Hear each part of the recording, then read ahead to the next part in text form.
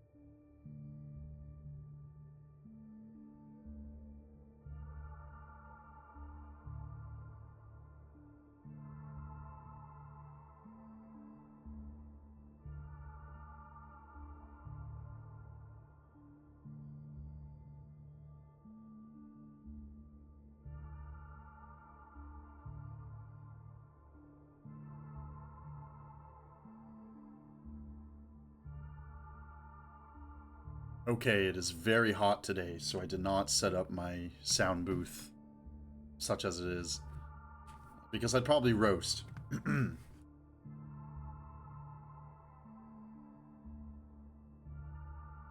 Okay, let's get started. Let me just move my mic.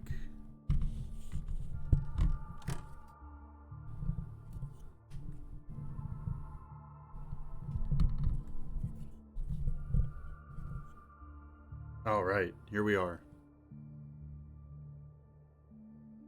The Planet of the Dead by Clark Ashton Smith. Part 1. By profession, Francis Melchior was a dealer in antiques. By avocation, he was an astronomer. Thus he contrived to placate, if not satisfy, two needs of a somewhat complex and unusual temperament. Through his occupation, he gratified in a measure his craving for all things that have been steeped in the mortuary shadows of dead ages, in the dusky amber flames of long sunken suns, all things that have about them the irresoluble mystery of departed time. And through his avocation, he found a ready path to exotic realms and further space, to the only spheres where his fancy could dwell in freedom and his dreams could know contentment. For Melchior was one of those who are born with an immedicable distaste for all that is present or near at hand, one of those who have drunk too lightly of oblivion, and have not wholly forgotten the transcendent glories of other aeons and the worlds from which they were exiled into human birth, so that their furtive, restless thoughts and dim, unquenchable longings return obscurely toward the vanishing shores of a lost heritage. The earth is too narrow for such, and the compass of mortal time is too brief, and paucity and barrenness are everywhere, and in all places their lot is a never-ending weariness.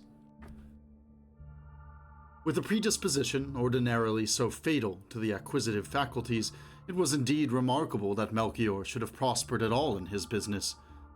His love of ancient things, of rare vases, paintings, furniture, jewels, idols, and statues made him readier to buy than to sell, and his sales were too often a source of secret heartache and regret. But somehow, in spite of all of this, he had managed to attain a degree of financial comfort.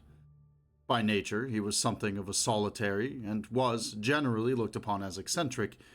He had never cared to marry, he had made no intimate friends, and he lacked many of the interests which, in the eyes of the average person, are supposed to characterize a normal human being. Melchior's passion for antiquities and his devotion to the stars both dated from his childhood days.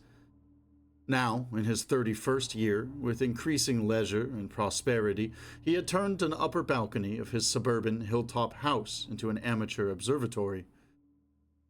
Here, with a new and powerful telescope, he studied the summer heavens night after night. He possessed little talent and less inclination for those recondite mathematical calculations which form so large a part of orthodox astronomy, but he had an intuitional grasp of the heavenly immensitudes, a mystic sensitivity toward all that is far off in space. His imagination roamed and adventured among the suns and nebulae, and all around, and for him, each tiny gleam of telescopic light appeared to tell its own story and invite him toward its unique realm of ultra-mundane fantasy. He was not greatly concerned with the names which astronomers have given to particular stars and constellations, but nevertheless each of them possessed for him a separate individuality not to be mistaken for that of any other. In especial, Melchior was drawn by one minute, wide-flung constellation south of the Milky Way. It was barely discernible to the naked eye, and even through his telescope it gave an impression of cosmic solitude and remoteness such as he had never felt in any other orb. It allured him more than the moon-surrounded planets or the first-magnitude stars with their flaming spectra, and he returned to it again and again, forsaking for its lonely point of light the marvelous manifold rings of Saturn and the cloudy zone of Venus and the intricate coils of the nebula of Andromeda. Musing through many midnights on the attraction the star held for him, Melchior reasoned that in its narrow ray was the whole emanation of a sun, and perhaps of a planetary system, that the secret of foreign worlds and even something of their history was implicit in that light, if one could only read the tale. And he longed to understand and to know the far-woven thread of affinity which drew his attention so perennially to this particular orb. On occasion, when he looked, his brain was tantalized by obscure intimations of loveliness and wonder that were still a little beyond the reach of his boldest reveries, of his wildest dreams. And each time they seemed a trifle nearer and more attainable than before, and a strange indeterminate expectancy began to mingle with the eagerness that prompted his evening visits to the balcony. One midnight, when he was peering through the telescope, he fancied that the star looked a little larger and brighter than usual. Unable to account for this, in a mounting excitement, he stared more intently than ever, and was suddenly seized by the unnatural idea that he was peering downward into a vast, vertiginous abyss, rather than toward the zenithal heavens. He felt that the balcony was no longer beneath his feet, but had somehow become inverted. And then, all at once, he was falling from it into the headlong ether, with a million thunders and flames about and behind him. For a brief while, he still seemed to see the star he had been watching far down in the terrible Cimmerian void, and then he forgot, and could find it no more. There was the sickness of incalculable descent, an ever-swiftning torrent of vertigo not to be borne, and after moments, or aeons, he could not tell which, the thunders and flames died out in ultimate darkness, in utmost silence, and he no longer knew that he was falling, and no longer retained any sort of sentiency.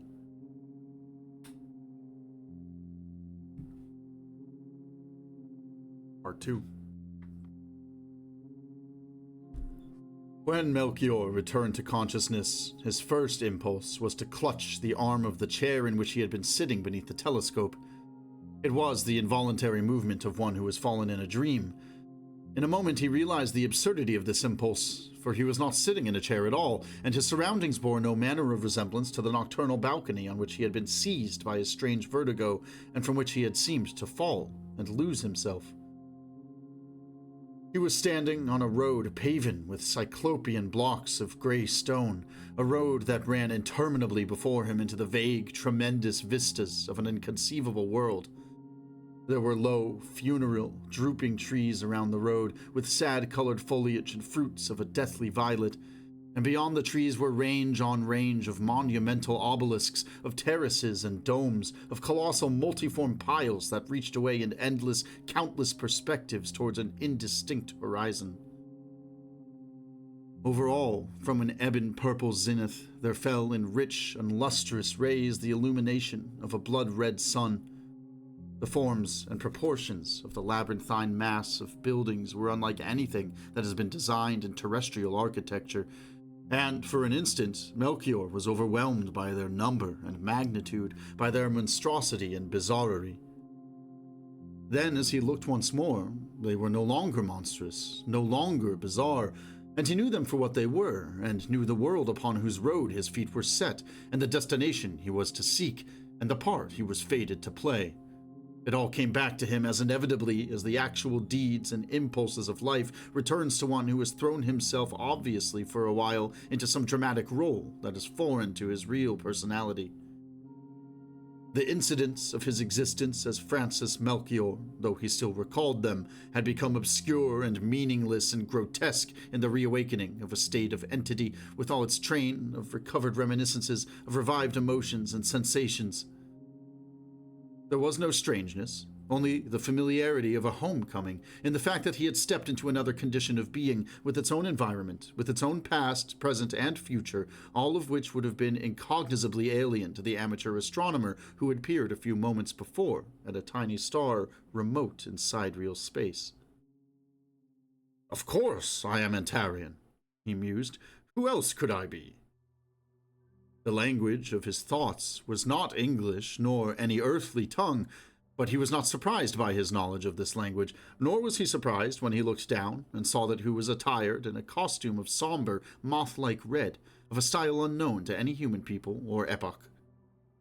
This costume, and certain differences in his physical personality that would have appeared rather odd a little previously, were quite as he expected them to be. He gave them only a cursory glance as he reviewed in his mind the circumstances of the life he had now resumed. He, Antarian, a renowned poet of the land of Carmelos and the elder world that was known to its living peoples by the name of Fandium, had gone on a brief journey to a neighboring realm. In the course of this journey, a distressing dream had befallen him, the dream of a tedious, unprofitable life as one Francis Melchior in a quite unpleasant and peculiar sort of planet lying somewhere on the farther side of the universe. He was unable to recall exactly when and where he had been beset by this dream, and he had no idea how long it had lasted, but at any rate he was glad to be rid of it, and glad that he was now approaching his native city of Sadoth, where dwelt in her and splendid palace of past aeons the beautiful Thamira, whom he loved. Now, once more, after the obscure clouding of that dream, his mind was full of the wisdom of, and his heart was illumined by 1,000 memories of Thamira, and was darkened at whiles by an old anxiety concerning her. Not without reason had Melchior been fascinated by things antique and by things that are far away. For the world wherein he walked as Antarian was incomputably... there's a missing word here in Eldritch Dark. For the world wherein he walked as Antarian was incomputably old, and the ages of its history were too many for remembrance, and the towering obelisks and piles along the paven road were the high tombs, the proud monuments of its immemorial dead, who had come to outnumber infinitely the living. In more than the pomp of earthly kings, the dead were housed in Fandium, and their cities loomed insuperably vast, with never-ending streets and prodigious spires above those lesser abodes wherein the living dwelt. And throughout Fandium, the bygone years were a tangible presence, an air that enveloped all, and the people were steeped in that crepuscular gloom of antiquity, and were wise with all manner of accumulated lore, and were subtle in the practice of strange refinements, of erudite perversities, of all that can shroud with artful opulence and grace and variety the bare uncouth cadaver of life, or hide from mortal vision the leering skull of death.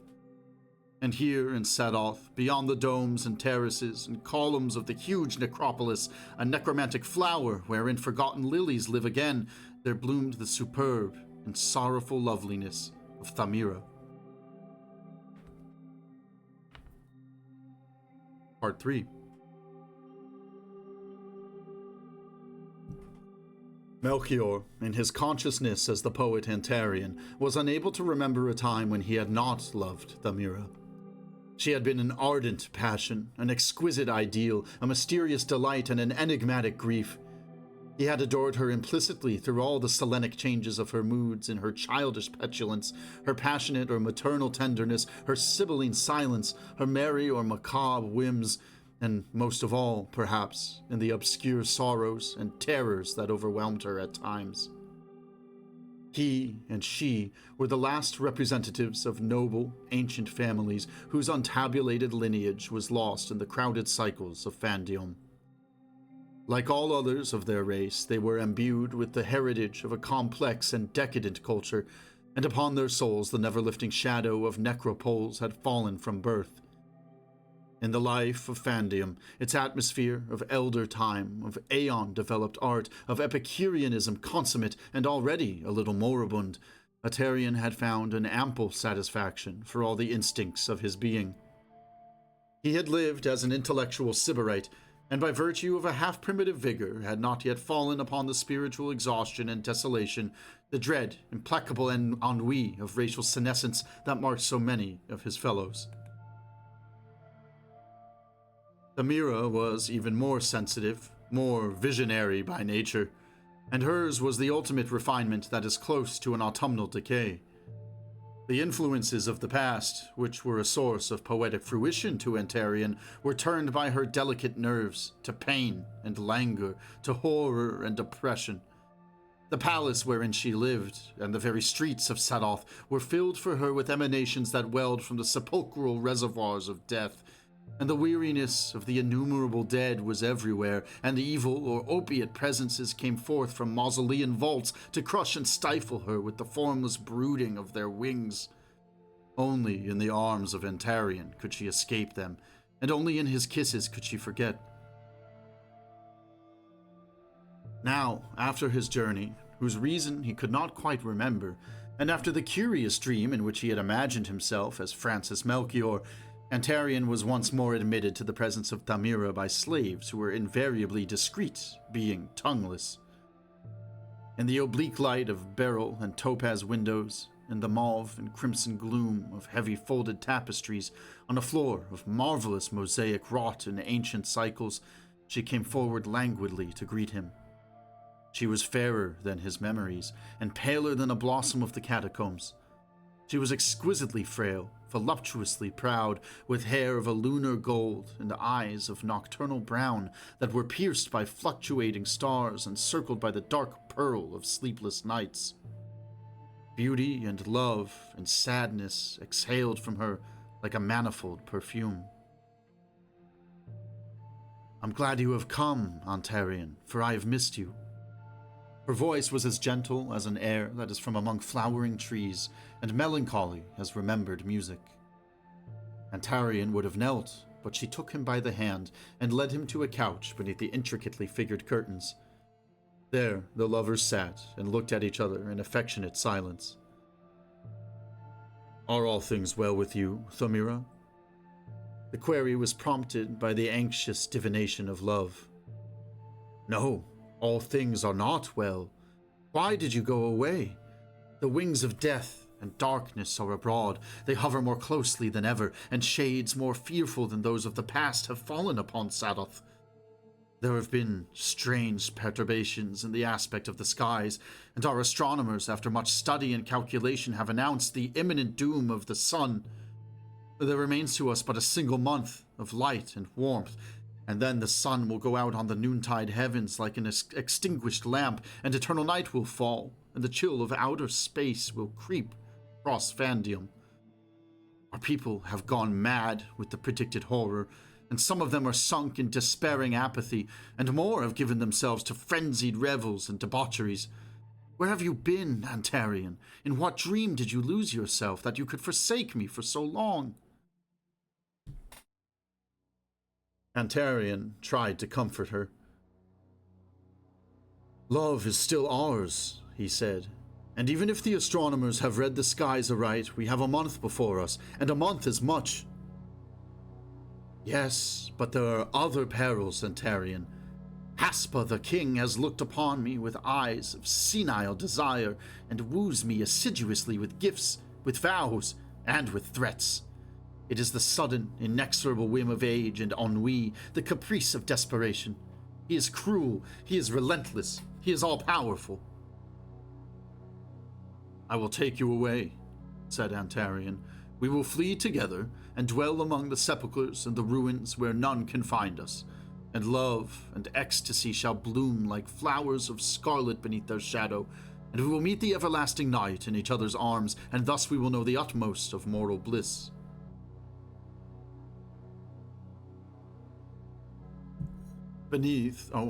Part 4. Beneath the black midnight that hung above them like an imminence of colossal, unremoving wings, the streets of Satoth were aflare with a million lights of yellow and cinnabar and cobalt and purple. Along the vast avenues, the gorge-deep alleys, and in and out of the stupendous olden palaces, temples, and mansions, there poured the antic revelry, the tumultuous merriment of a night-long masquerade. Everyone was abroad, from Haspa the king and his sleek sybaritic courtiers to the lowless mendicants and pariahs, and a rout of extravagant, unheard-of costumes, a melange of fantasies more various than those of an opium dream, seethed and eddied everywhere. As Thamira had said, the people were mad with the menace of doom foretold by the astronomers, and they sought to forget, in a swift and ever-mounting delirium of all the senses, their dread of the nearing night. Late in the evening, Antarian left by a postern door the tall and gloomy mansion of his forefathers, and wended his way through the hysteric whirling of the throng toward Thamira's palace. He was garbed in apparel of an antique style, such as had not been worn for a score of centuries in Fandium, and his whole head and face were enveloped in a painted mask designed to represent the peculiar physiognomy of a people now extinct.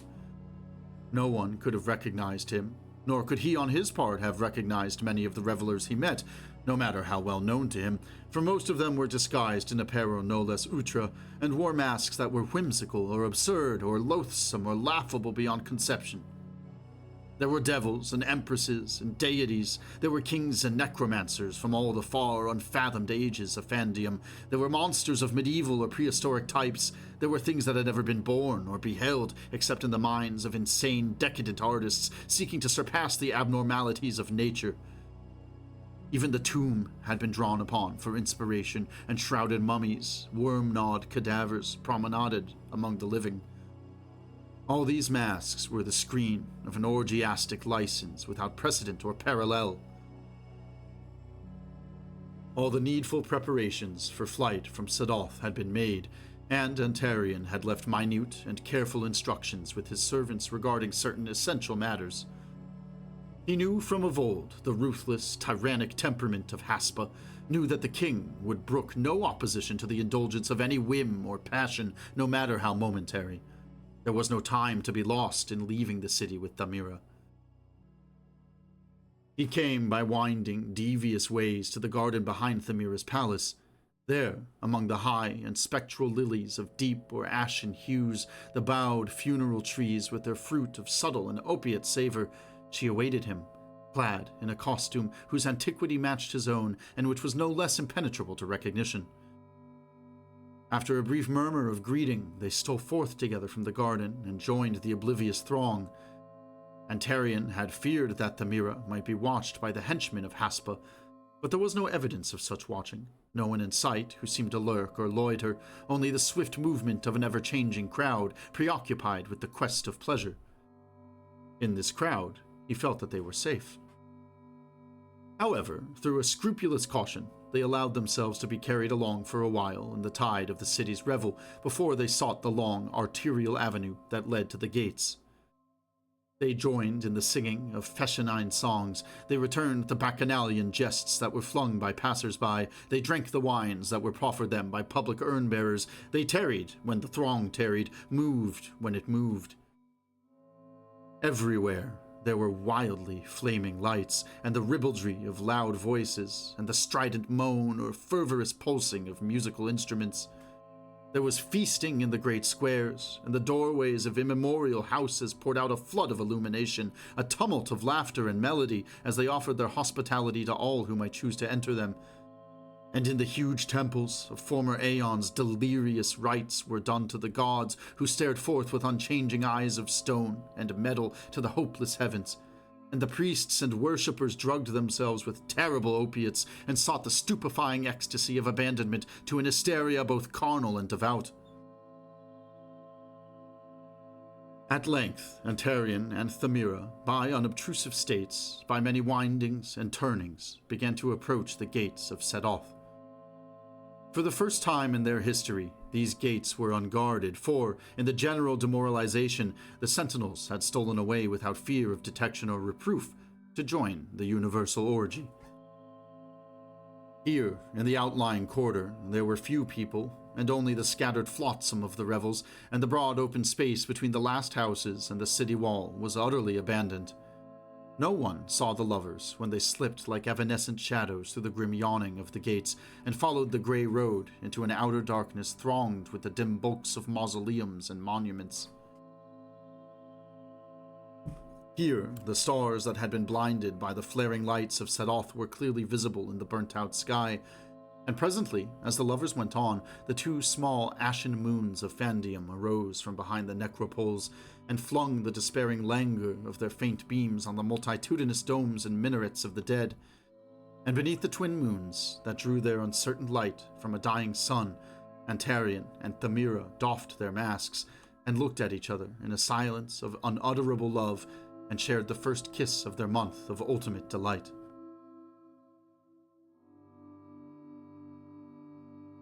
Part 5. For 2 days and nights, the lovers had fled from Satoth. They had hidden by daylight among the mausoleums, they had traveled in darkness and by the doubtful glimmering of the moons on roads that were little used, since they ran only to age-deserted cities lying in the ulterior tracts of Charmelos, in a land whose very soil had long become exhausted and was now given over to the stealthy encroachment of the desert.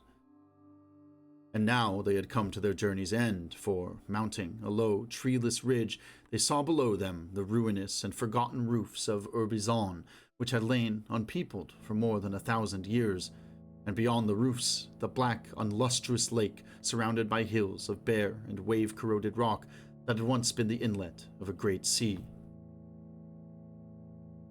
Here, in the crumbling palace of the Emperor Autonoman, whose high, tumultuous glories were now a failing legend, the slaves of Antarian had preceded him, bringing a supply of food and such comforts and luxuries as they would require in the interim before oblivion. And here they were secure from all pursuit, for Haspa, in the driven fever and goaded ennui of his last days, had doubtless turned to the satisfying of some other and less difficult caprice, and had already forgotten Thamira. And now, for the lovers, began the life that was a brief epitome of all possible delight and despair. And strangely enough, Thamira lost the vague fears that had tormented her, the dim sorrows that had obsessed, and was wholly happy in the caresses of Antarian. And since there was so little time in which to express their love, to share their thoughts, their sentiments, their reveries, there was never enough said or enough done between them, and both were fully content. But the swift, relentless days went by, and day by day, the red sun that circled above Fandium was darkened by a tinge of the coming shadow, and chillness stole upon the quiet air, and the still heavens, where never clouds nor winds or bird wings passed, were ominous of doom. And day by day, Antarian and Thamira saw the dusking of the sun from a ruinous terrace above the dead lake, and night by night they saw the paling of the ghostly moons. And their love became an intolerable sweetness, a thing too deep and dear to be borne by mortal heart or mortal flesh.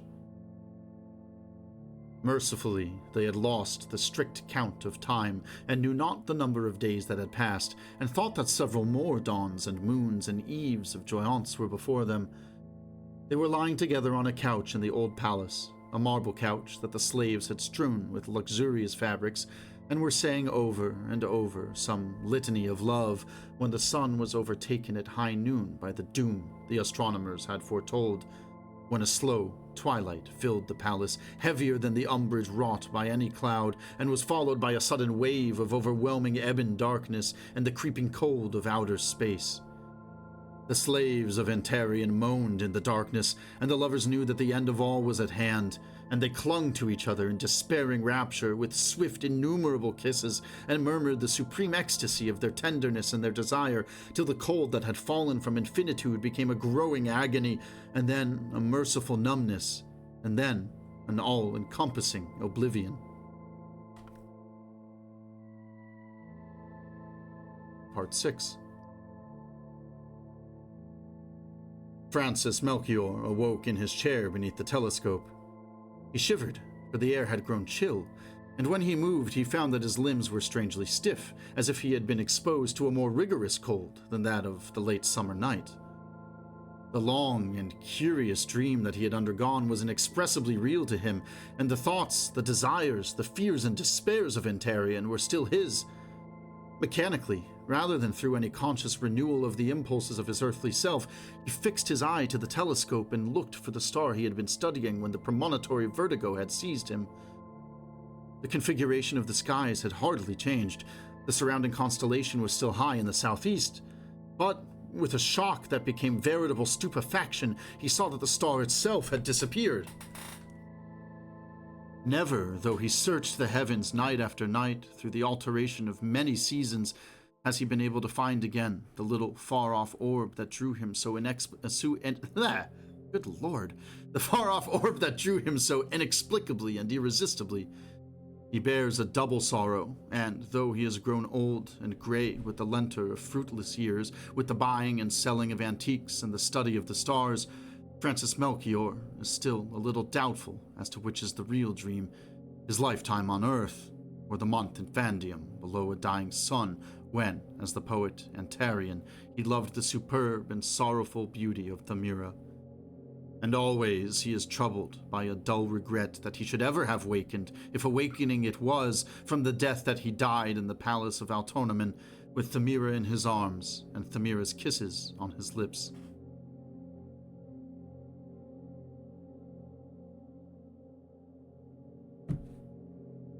That was a quick one. Also, I'm sorry for all the hiccups. I think I just read too fast today. I will add that the Eldritch Dark is a great website for finding Clark Ashton Smith stories. That being said, there's a lot of typos and the occasional missing word. I suspect maybe someone typed these stories out by hand to upload them.